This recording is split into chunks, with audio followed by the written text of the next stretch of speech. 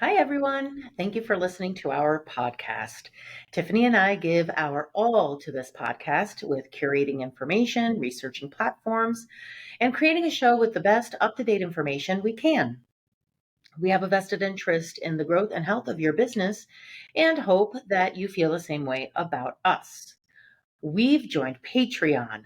Become a patron for as little as $5 a month, and you'll gain access to our community, exclusive behind the scenes, speaker access, publicity for your business, webinar discount opportunities, and more. Please support us so that we can continue supporting you. So, Today's topic. today's topic.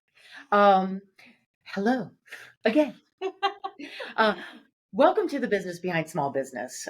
Whether you're selling or staying, we are here to remind you not to go cheap. So, Well, there's today's theme. There's Don't today's go theme. cheap. Don't be cheap. Don't Yeah. go cheap. Don't go cheap. When you're first starting out, chances are most of the money you're putting into your company is coming out of your own pocket. That means you have to be diligent and economical. Not going to hate you for that. A lot of times it also means that when it comes to choosing services, you will likely choose your cheapest options. Again, I'm not going to hate you for that. However, we are here to tell you that you can end up uh, costing yourself a lot more money. And in some ways, it can also be rather dangerous. Security issues, cyber breaches, and any number of problems can be the demise of your growing business and your dreams of ownership. So, Well, with that though, before you're kind of like, tell me something I don't know, Yeah, right? yeah. We are going to talk about a few instances where going cheap actually turns out just fine. Yeah, we're going to do that too. Going cheap. Yeah, going Well, cheap. with quotes, air quotes. There's Yeah. ways to go about it if you are strapped on hard cash resources, right? Correcto. So I guess when we think cheap, we always think like not shelling a lot of money out, Mhm. which is true. But there are ways that you can spend less cash but still get what you need. Just Correct. stay with us. We'll get there. Yes, we're going to go down that rabbit hole together. And if you can see Savannah's face, she very much disapproves of that conversation. But hey. Okay, so today we are going to talk about going cheap and how it can get very, very expensive. Before we begin, please note our disclaimer. This is available in both our show notes and on our website and should be referred to before and after this podcast. Sorry, I keep swiveling around my That's camera right. because I just realized like there's this big blinding light behind me, which is great. It's okay. Like an angel. Yeah, it wasn't a halo. It was a big blinding light. Walk into the light. Oh, it's okay. It's been a long week. Right. I think we've decided that. I think we're doing this. It's a Wednesday right now. Yes. It's a Wednesday. It feels like Monday. I've worked my way through Wednesday already, so today really should just be Saturday. How can this be the slow time for me? How? Slow. I feel like everything's on fire all the because time. it's August. Uh, All right. Let's talk about it. Yes, You have a good point to start with. What is something you should not go cheap? So, do you? All right. So, as a business owner, oftentimes this means in your mind the cheapest labor is your own, right? But that's not really the case. Think about how much you charge to do your job. You likely charge a rate that pays the bills and leaves you a little profit as well, or at least you hope that you do. The problem is a lot of businesses will choose not to pay themselves what they are worth. And when they see that their company is profiting, quote unquote, they're not taking into account what it costs to have themselves in the business also. So if someone in your position would normally make 100,000, 200,000, or whatever it may be, you have to take that into account when you're looking at your financial statements. Also, if you charge or someone in your position would charge an hourly rate, then you're losing that money by doing other frivolous, although necessary tasks, what I call the time suck tasks that somebody else could be doing. So we're gonna math this out, okay? Math this out. If you make $50 an hour, okay, let's just say, or someone in your position could make $50 an hour. And if you were to break it down hourly, then you are losing $50 an hour by doing administrative tasks, which as an owner, you tend to find yourself doing a lot of administrative stuff. So if you had someone else doing the administrative tasks and you were paying them, let's say, $20 an hour, well, then you'd be saving yourself $30 an hour by not doing those tasks. On top of that, you would also be making $50 an hour by both bringing in new clients or just doing what someone in your position would normally be doing. So let's say, for example, if you're a photographer, you're taking your time away from doing photography, or if you're an artist or whatever it is, a woodworker, whatever. You're taking your time away from creating the thing that makes you the money. So, in any case, Point. it really is. So anyway, so in the case of the financial reports, if someone in your position would normally make, again, say 100,000 a year, and you're looking at your profit and loss report, or you're just your financials, your balance sheet, your profit and loss, and you're like, oh wow, my company net profit was $100,000. Look at me go. Well, it's actually not. Actually, you are at a zero. Yeah, and I would say too that so a lot of companies run this way for a very long time because the owners used to doing everything and being in the back office as well as maybe even wearing some other like Hats. more revenue generating hats, right? Maybe helping out on a project and things like that, and they never account for their pay. Other than the fact that, oh, whatever is on the bottom line, I get to take that home and that's my pay, right? But then when you present something like that, like let's say you want to go sell your business. I was thinking about that. present something like that. First of all, a savvy buyer out there isn't going to want to buy your business because they're basically buying a job. And who the heck would want to buy a job? I know. Right? Get a job You for can free. think that you're like, well, this is a great job. I created it. Well, you did. And you're going to get an offer that is equivalent to your job, but maybe not the value of your business. And so that is something I think a lot of people don't think about and just don't factor in. And I don't know, how do you what's your antidote to this, I guess? How do you That's actually something that you and I actually talked about. We dealt with a client or they didn't end up becoming a client because we told them not to buy it. But a woman who wanted to purchase a business, and by looking at the first thing that we noticed was that there was no salary. And when you factored in that salary, well, there's the no business, salary for the owner, and she wasn't taking out any distributions. right. Like, Yes. well, okay, so there was no salary, but there was no money being paid out to her, basically. Right. And we knew that she worked in the business. So Yeah. she was playing some kind of active role in the business, and there was nothing being paid out on the profit and loss to her. Exactly. And this was a brick and mortar. She should have been getting paid something. And since she wasn't, the company went from looking like it was slightly profitable to negative, and I think it was like below negative. But yeah, I think that you have to pay yourself something. And if you're not paying yourself something, and let's say you're not in a place to sell. You're not looking to sell your company.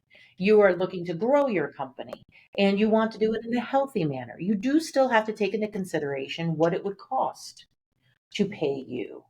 So yes, and so when it gets a little convoluted is when if you're starting off and you're just starting to hire people, maybe you still have to wear a few hats. Yes. So most people, what they do is when they go and hire somebody for the first time, typically it's some kind of client customer delivery, customer facing job because that's usually what takes a lot of time from business owners, and so they'll do that. So let's say for example, what's a good company? What's a good type of business we can use as an example?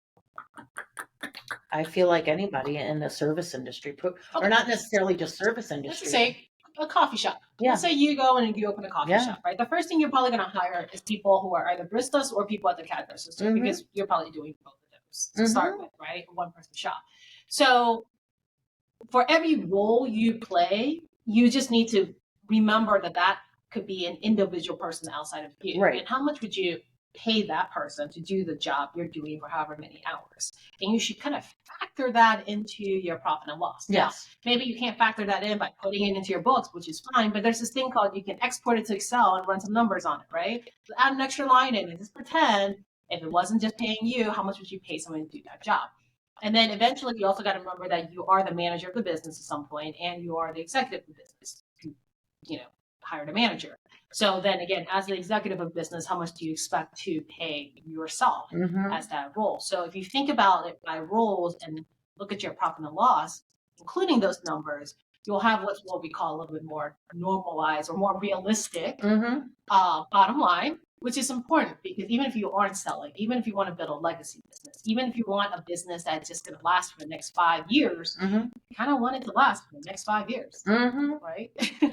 I think it's kind of kooky that everything you're saying are things that are already like shuffled in my head, ready to respond with, but then you say it. So, like now that I'm in a place where you and I are thinking the same thing, it's crazy that we are in this place now with each other. First of all, this is not, we're not reinventing the wheel for the first time. I promise you, everybody who gets into a certain maturity as a business owner all know this as fact. Of course. However, I will also say one on the flip side of this is that it's also good for you to factor in how much it would cost for future labor so that you know you can start setting goals for your company as far as how much money you need to make in order to have this staff, in order to have that staff. You know, let's say you need distributors. Well, how much would how much would distributors cost? Or, you know, that's actually what I did when I was looking into like a management level, what my supervisor's management, how much would they cost? What's the going rate in this area nationally? You know, I did some research on that, and then I had to get myself to that money place so that I could afford those people. So that's actually a good way to think about it. I think we actually talked about that in our pricing episode.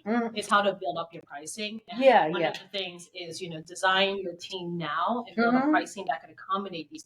Yes. Because what happens is most people don't think about that, and you find yourself, you always forget about hiring a manager one day to take what you're doing. So then you price yourself too low, and sometimes if you're far too low, trying to make up that difference is incredibly hard when the time comes and you need a manager because you haven't really thought about that yet. Right. So yes, that's right. So don't go cheap on yourself. That's what we're saying. Okay. Next up, you want to talk about going cheap on others, like hiring people. Oh my God, that's the worst. Do not go cheap on the people that you are hiring. So guilty of that. I know you were. So you were, and I was not. This is like okay, first of all, right? This is you too as a business owner. And I didn't have that much cash, right? Because I was bootstrapping everything and I was, you know, I had to pay myself my own bills as well as knowing I wanted to expand. So this is more of wanting to expand, not knowing how to, not doing it the right way at all, right? So I thought about how much I'm making now and how much I can afford. Not so much what's the level, what's the value I want an employee to bring in, and how much does that person cost at that value level. So I ended up paying kind of cheap, and then it bit me.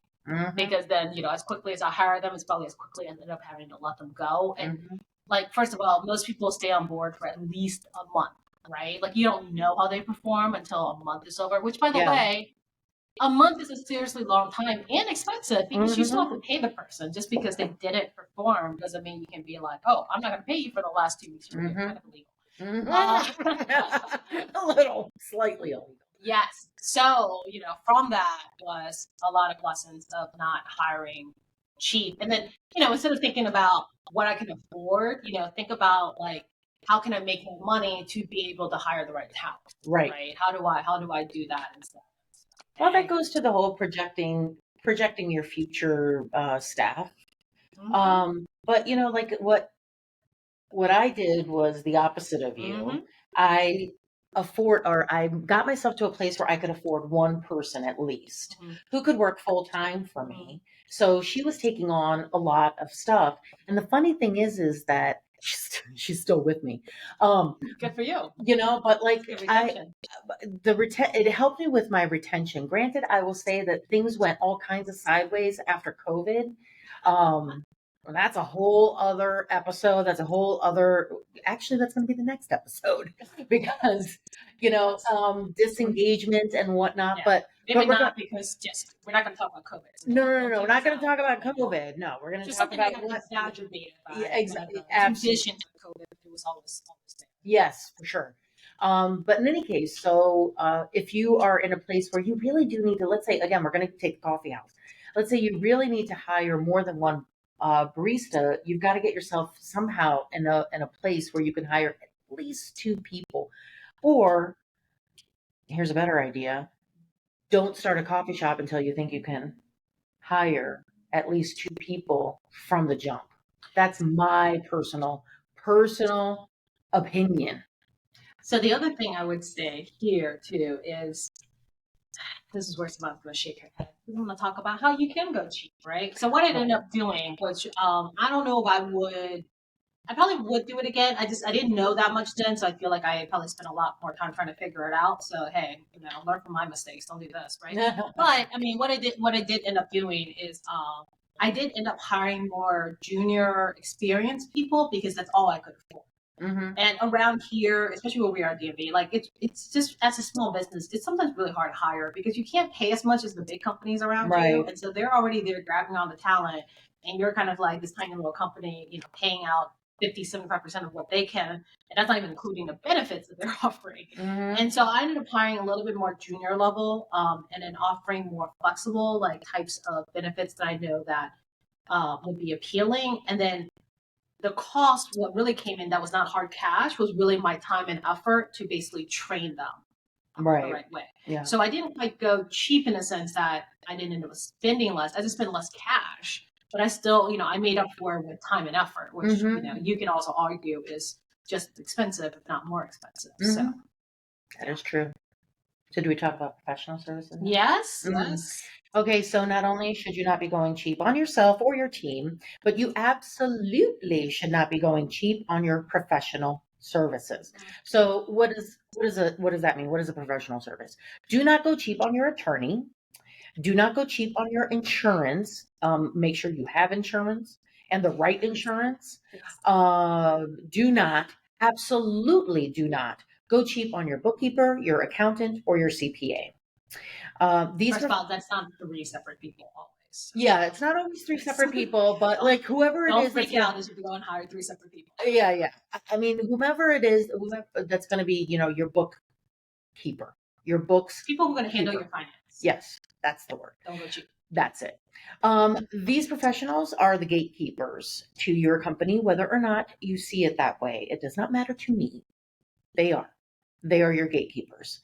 And they can, through the results of their work or the quality of what they produce, make or break your company. So hire a professional admin, someone who with a lot of experience, and pay them well because they are the queen bee to your hive. And even if it's a guy, they're still a queen bee with a lot of experience. If they have a lot of experience and are willing to work for you, and hey, I'm sorry to say, your admin is who is going to be holding your company together, and they're going to be problem solving on your behalf.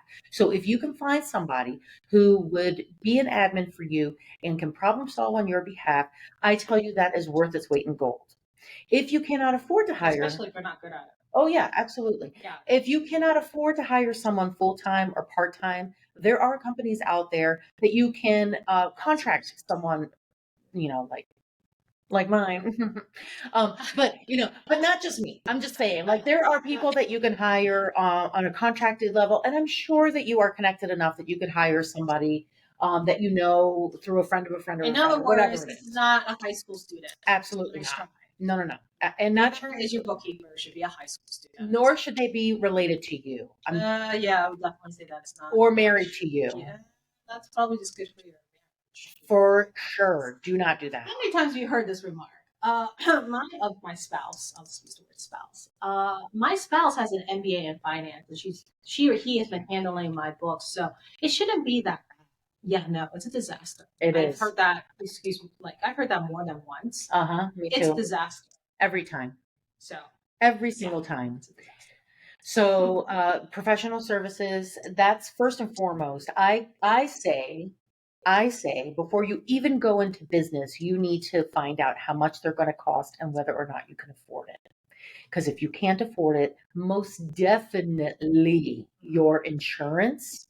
If you can't, they'll skip on your insurance. That's if you cannot afford insurance or you cannot afford to pay the taxes that you're going to have to pay, then you should not own a business. And again, we want to talk about the going cheap part. If you really are strapped on cash, things you can do is, first of all, never, on hiring a good lawyer.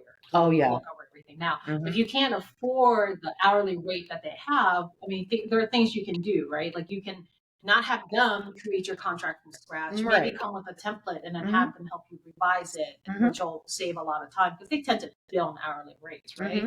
Bookkeepers and accounts are a little bit harder, but if you don't have that much cash, then luckily within that profession there's a lot of outsourced options, so you can get people fractionally without having to pay like for a full-time or a full part-time staff to do that, right?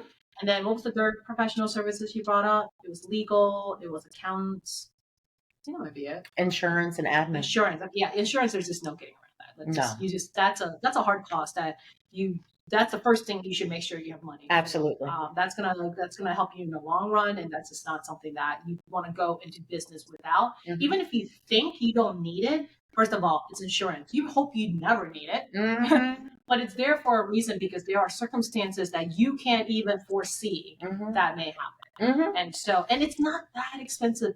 I have to say, like, if you go in business and you can't afford insurance, you may want to rethink how you're financing your business in general, right? Yes. You might want to take a step back and think about saving up some more cash or something like that to be able to afford at least 1 year's of insurance up front. And then for accounting professionals, nope, we're good. I think I covered it all, right? Yeah. Professional services. That's a good point. So another service that it probably doesn't fall under professional service, but IT. Yeah, I wouldn't. I mean, maybe it does under professional services, but no, I agree with you. IT, it's not traditionally professional services, right? But yeah. I mean, that one I have a love-hate relationship with. You and me both. I think everybody does. So I will tell you, I was IT, right? And I held on to that for way too long. But I would also say that I'm also really good at figuring things out. And so a lot of the stuff that needed to be figured out was really sometimes the answer is, did you restart that? Is it plugged in? Yeah. How about this? Restart it first, then come talk to me. And I fixed like 95% of any IT issues we have. Right? But I got really deep into the whole IT thing. So I have a love-hate just because I've been on the other side, and I'm so sorry for all the IT help desk people out there right now about what I'm going to say. I've been on the other side, receiving end of like calling, like help support and stuff like that. It is the most frustrating thing in the world and the biggest waste of time sometimes. Sorry to say that. So true that, I'm like sitting there going, they're doing like the process of elimination. And I'm sitting there going, I already did the process of elimination. But then, of course, they don't believe you, which I get because not everybody understands tech that well. And I'm sitting on my phone while they're experimenting on my laptop and telling me to go click this, click that. And I'm sitting there thinking, like, first of all, you're doing this to me. If you're doing it to my staff, it's not productive. And I'm paying for that a very unproductive time on top of paying for your freaking IT service. So, such a lovely relationship. But if you're in the right company, amazing. Yes. Because it is such a time suck. So at some point, you do have to put on your big boy and big girl pants and, hire a nice IT company. But and when you do, don't go cheap because there are a whole spectrum of people who provide IT, which means there are some really good ones and really bad ones. Yep. So listening to us, you're probably thinking, okay, so what you're saying is they can't go cheap on anything. And to be honest with you, we're telling you not to go cheap on anything. Well, get clever about it. I know, be clever. I kind of feel like go buy your clothes on sale. Clip some coupons for your groceries. Maybe don't go out to dinner every night of the week. Go to Marketplace instead of buying something new. Don't buy your bicycle from a bicycle shop. Buy it from Marketplace or something like that. I don't know what to tell you.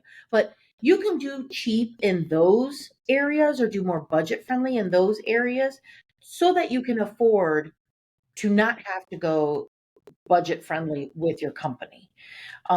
Because in the end, it's gonna affect your bottom line negatively. You want to have enough money to grow your business.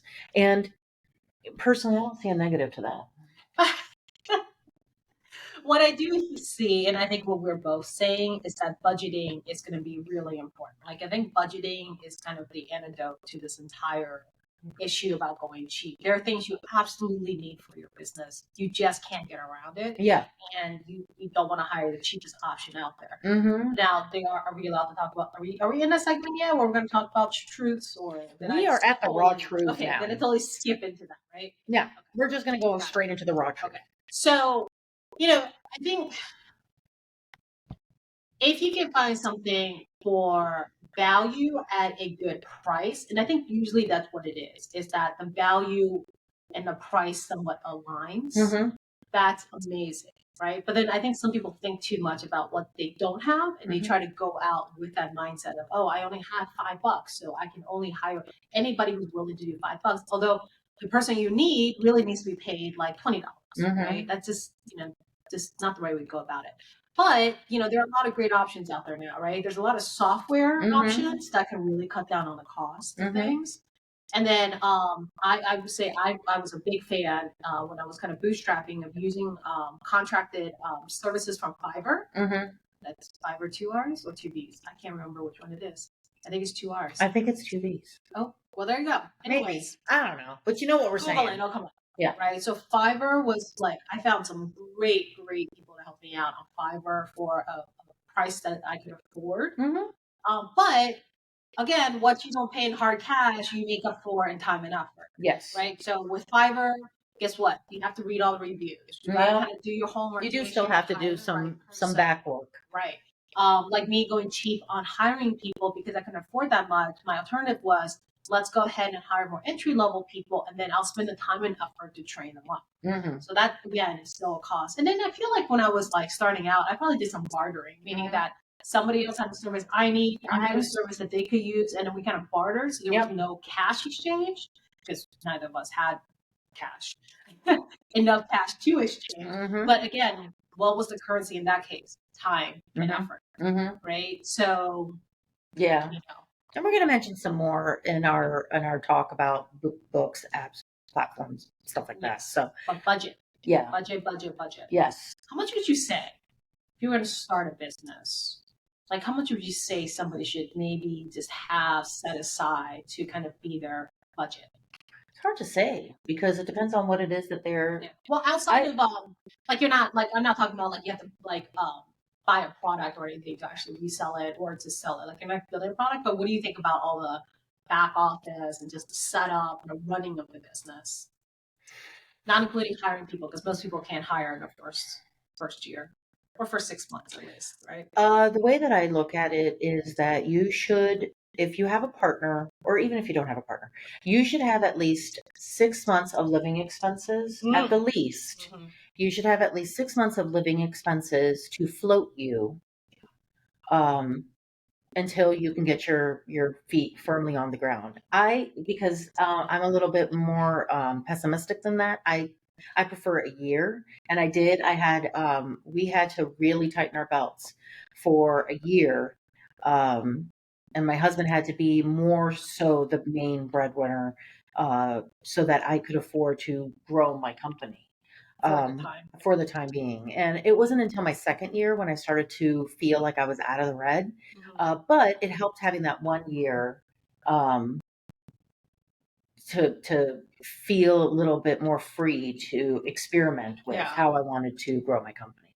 Yeah, I would say the same. I would say 3 to 6 months. I know you went for a year. I was much younger and less responsible. So I probably was close to about 3 to 6 months and anything like that. Honestly, if you can't put away 3 months at a minimum, you probably shouldn't quit your day job. Yeah, definitely. That's just the honest truth of it, right? And I think for a lot of people, they can keep their day job depending on what it is that they're doing. Yeah. It to me is no different than if you were to quit your day job to look for another job. How much money would you need to have? What do economists think that you need to have if you were to lose your job tomorrow? Oftentimes they say 3 to 6 months. So try to have at least enough money in the bank that if it's going to be a slow roll, you're not going to have to suffer for it. In our case, I had 2 kids. I was pregnant with one, and I had a lot going on. So that's why for me, it was a larger requirement. But if you don't have a lot of expenses, generally speaking, for yourself, or that many people to be responsible for, definitely 3 to 6 months, I think is appropriate. Yeah, and I think on top of that, that's just going to cover your living expenses, right? Just making sure that you have enough money to pay your living, like your bills day to day.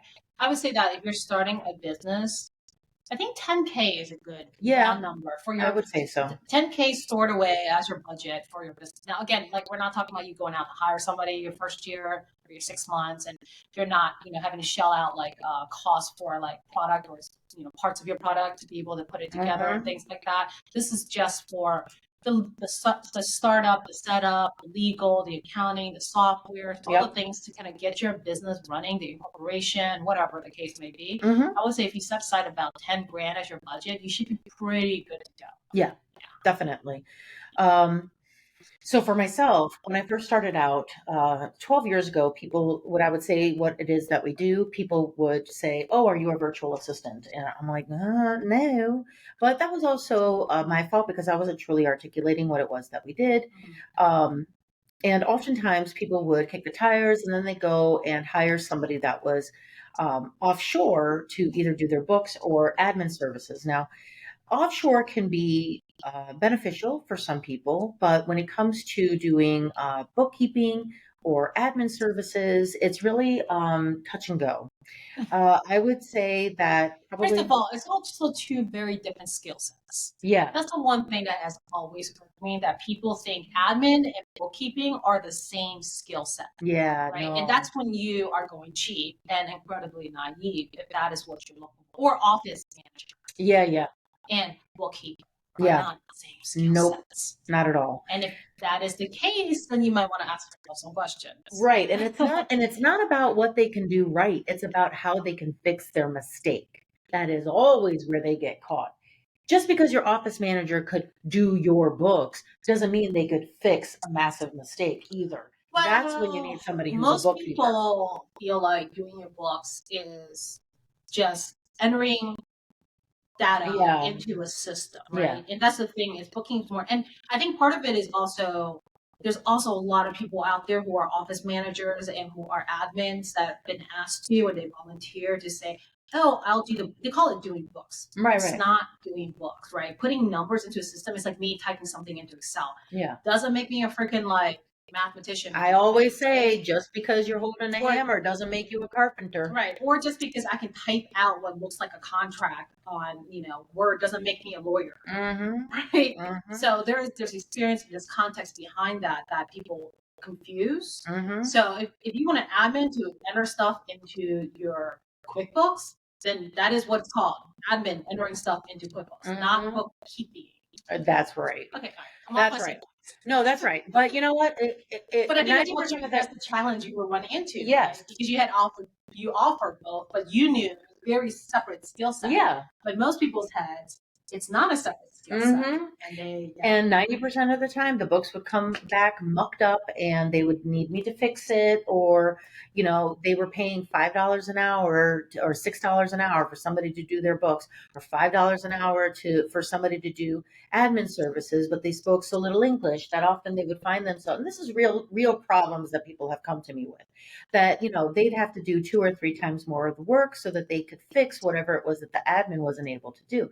Now, again, I'm not saying that offshore is terrible. All I'm saying is that you need to understand what it is that you truly need, and it might make better sense for you to hire somebody who is right here. Well, see, again, I think that comes back to compensating with time and effort, right? Right. If you don't have the money to go out and hire somebody with reputation is going to do it right and well the first time, then you need to spend the time and effort vetting who you're going to hire, whether it's offshore or anything like that. That's, again, not what's not coming out in hard cash, it's going to come out in time. Right? Yeah. So paying for it either way. Yeah. And I will say that when I first moved back to Virginia from Detroit, I found that it was absolutely not the Virginia that I had left. And I mean, it is so different between Detroit, Michigan, and say Fairfax County, Virginia. One is like, one is the blue collar, motorcycle riding, tatted up, bad boy, and the other is the Vineyard Vines wearing country club golfer. Fair. Okay. Fair. I don't need to tell you which is which. But all I can say is that I found that one, the way that I communicated was entirely different, wasn't understood. I actually went to an intercommunication. I took an intercommunication class at our local community college so that I could learn how to speak Northern Virginia, basically. Also, I also didn't understand the traffic patterns here. We didn't really have traffic in Detroit. So, like, if you left at 5 o'clock, Okay. and you needed to go somewhere, Nobody has traffic here unless you're in Atlanta, LA, or New York.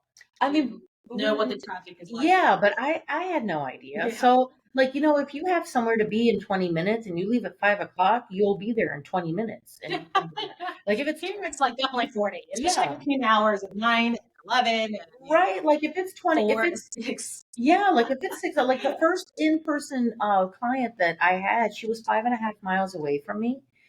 And I was like, that shouldn't take me more than 15 minutes. It took me 45 minutes no matter what I did because of all of the different congested areas that I had to drive through. Who knew? So you can only imagine the kind of trouble that I would get into when I had to schedule somebody leaving from Ellicott City at 5 for a dinner in DC at 6. Mileage wise, it looks like it should only take an hour. Sure, not a problem. I mean, that's probably a 3-hour drive, hour and a half without traffic. But anyway, so I'm positive they didn't make it on time. Anyway, moral of the story is it helps to hire somebody local, even if they're going to be remote, because they understand the ins and outs of the area you live in, and they speak the same language as you. And when I say same language, I say if you're from the Midwest, then they're going to speak Midwest. If you're New York, then they're going to speak New York. Well, time zones. Whatever. Yeah, time Although, zones help too. It depends, right? So when I was working with those on Fiverr, honestly, a lot of them are overseas somewhere else, right? You can tell on Fiverr where these people. But Fiverr's project based. It's not. It's not ongoing based. So again, like the expectations are a little bit different, and to be quite honest, they're also sometimes they are slow in responding, but they tell you that, right? And you again know what you're paying for.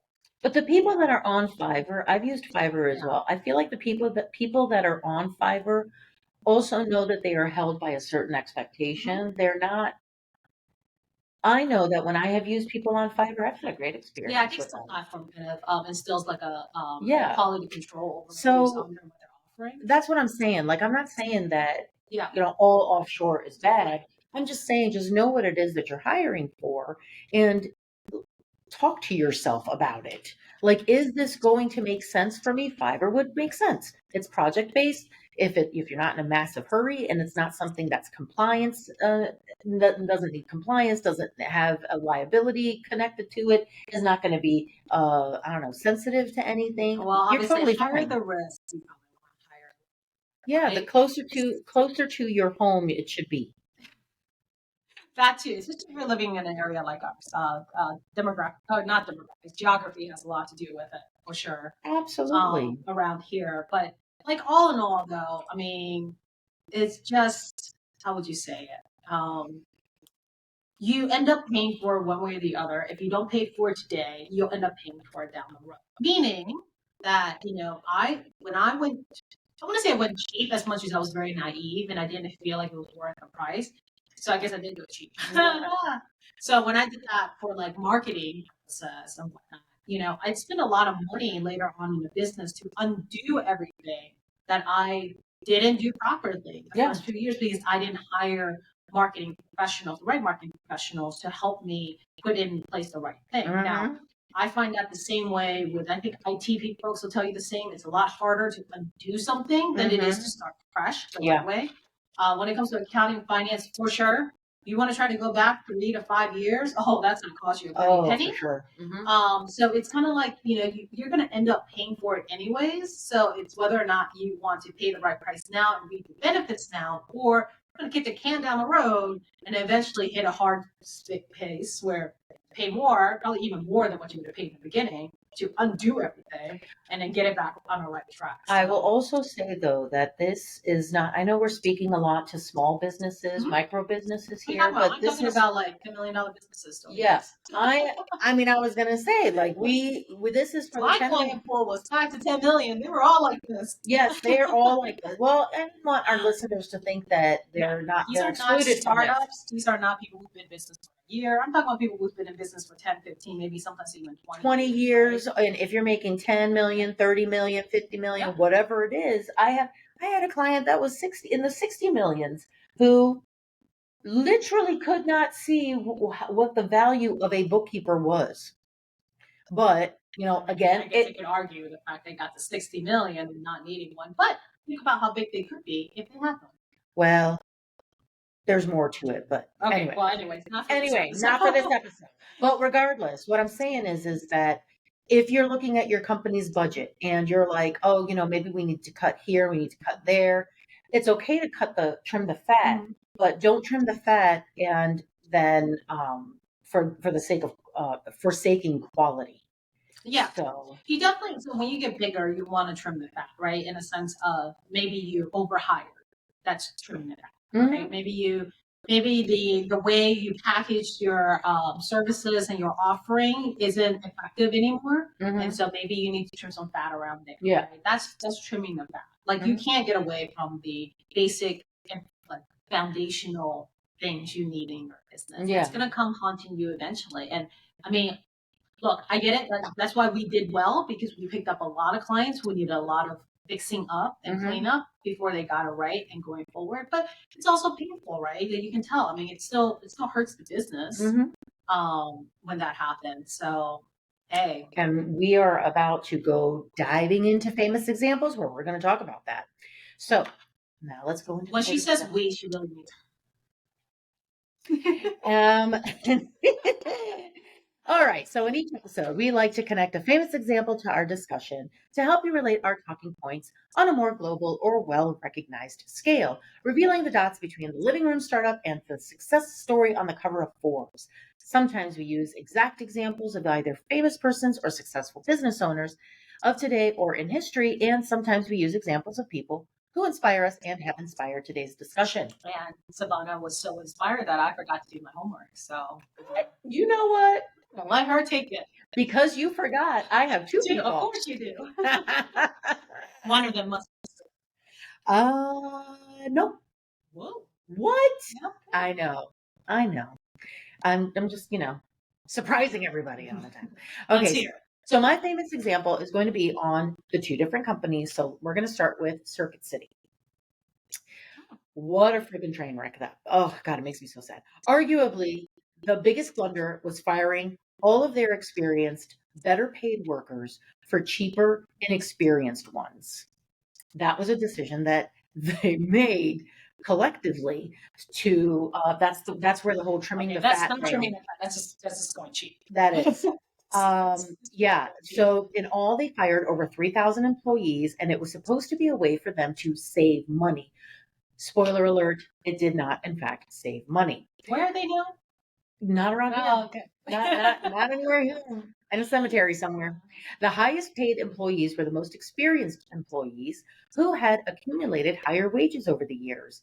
On top of this, Circuit City had also decided to save money by outsourcing its IT department, which I'd say, generally speaking, is okay. But when you are as large of a conglomerate as Circuit City is, you might want to have them in-house. When Circuit City decided to fire the more experienced, higher cost workers and replace them with a younger, underpaid workforce, they ended up costing themselves so much they went bankrupt. So now there are a lot of great high-end companies that know their value and do not waver from them. And to be honest, they've been quite successful for many years because of it. One of my favorite examples is Tiffany's, mainly because I come from a family and a culture of jewelry store owners. And I feel like I've used Tiffany's before because it's just it's so perfect. It's so perfect of an example. There's something to be said for that little blue box. Or is it green? I don't know. It's actually Tiffany blue. I think they actually IP the color. That's insane. Their color is a patented hue, Yeah. unique only to them. Mm-hmm. Like, that's insane to me. They sell jewelry just like every other jewelry store, and some of the jewelry they sell is unique to them, just like every other jewelry store, at least the ones that I know. But people will pay a considerably higher price knowing that the product will never go on sale and just to have the opportunity to say they got it from Tiffany's. That to me is very successful branding and a company that truly knows their worth. You won't find a sale there and you won't find anything cheap either. And yet somehow they've made it work. Moral of the story, Tiffany's can sell the same product as every other jewelry store in America for a higher price and a promise it will never go on sale, coupled with a remarkable customer experience and engagement. Oh my gosh, that you could do the same thing if you wanted to. We're going to link the show notes, or rather, we're going to show that we are linking in the show notes an awesome article on companies that know their value and never waver from them. Hopefully, you can use them as an example. So now we're moving on because I'm the only one talking. There's a saying that goes, put your money where your mouth is. And we're drilling down a bit further here to connect what we've discussed at a granular level to tangible sources you can take to get you to the next level. Mm. Yeah. I have one recommendation, really, ultimately. I don't have a book or anything for this one because I feel like this is probably more of a massive math problem than anything else. But I mean, like we had said earlier, my one thing is budget. Yeah. Budget your living costs so you know what's there. If you're starting up, right? Again, this is for like people who are starting up. Budget your living costs, and then like we had recommended, budget around $10,000 just to set aside for all of your business running of your business type of expenses. And then for maybe our listeners out there who are a little bit larger, who has been in business for quite some time, trimming your fat is not a bad thing. Every quarter, taking a look at your profit and loss statement, although if you don't have one and you can't see one, you may want to start trimming the fat with your bookkeeper or accountant. Yeah.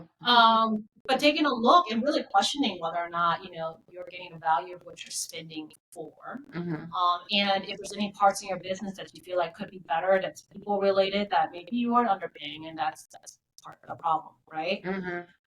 So just kind of having a very honest conversation with yourself, and then actually use a budget template of some sort, right? It doesn't have to be fancy. In fact, you can probably go in Excel and search budget template and you'll come up with a couple. They're a little complicated, so you can probably delete most of the lines off of it, to be quite honest.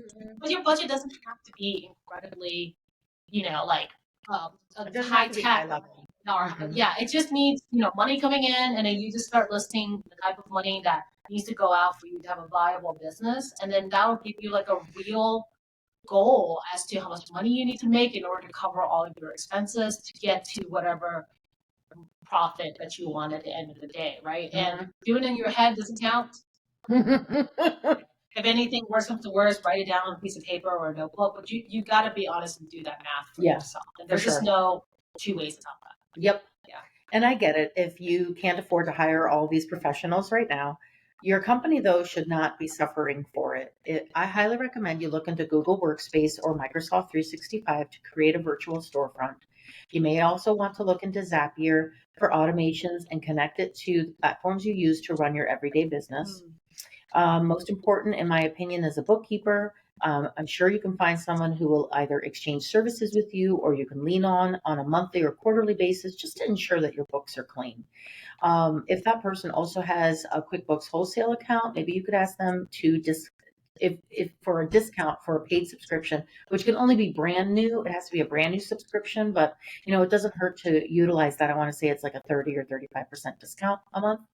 If you're a nonprofit, you can get a subscription for free from, I can never remember the name of it, but if I can think of it, we'll put it in the show notes. Okay. So what you can do is you can get it for free so long as no one in your organization already is associated with a QuickBooks account. Lastly, take advantage of the resources within your town, city, county, or state. There are numerous programs specifically designed for small businesses that are struggling with growth and the money to support it.